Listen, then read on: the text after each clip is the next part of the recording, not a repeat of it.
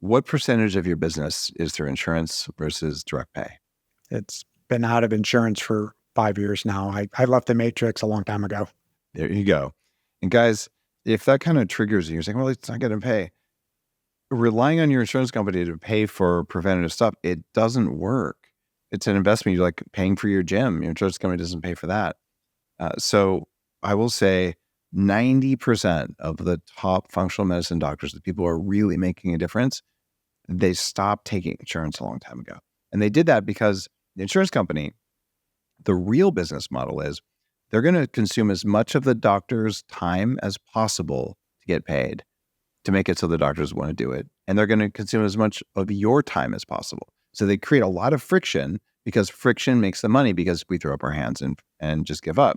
So that means your doctor has to have a couple of people working for him or her in order to just manage talking to people at the insurance company. So it just doesn't work. So when I see a doctor says, I have a better rate for direct pay, and if you want to go through insurance, I'm $1 billion an hour, or better yet, I just don't talk to insurance companies because I like to help people.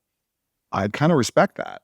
And it's not awesome, but none of us should need insurance to get quality medical care. It's just overpriced. I'll get off my soapbox after that. But No, it's fine. And that's definitely was my thought when I was leaving the matrix, is like, you're always going to need insurance for the most part when you have the heart attack, which you hopefully never have, because the hospital systems, it's a rigged game. If you go into a hospital with a heart attack, they're going to ding you for somewhere between $50,000 and $200,000 if they, you're paying cash for it.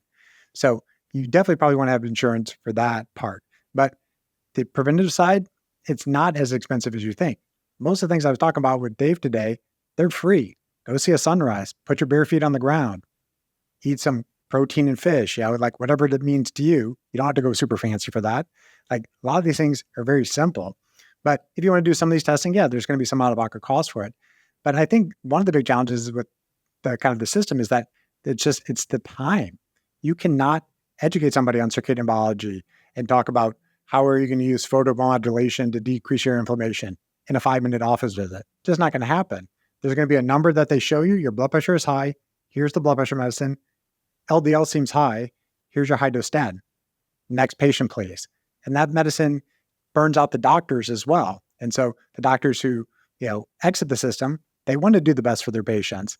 And it often takes education. I think my whole job right now is basically just educating patients how the cardiovascular system works, how circadian biology works. And ideally, they don't really need me after they learn the things I can teach them. They may still want to come by to get their blood test to see, everything's getting better. And as my arteries getting more elastic by doing these nitric oxide promoters, great, happy to do that. But we're really trying to just educate the patient because you're your own doctor. You know what your body needs. And when you get yourself in nature, things tend to get better.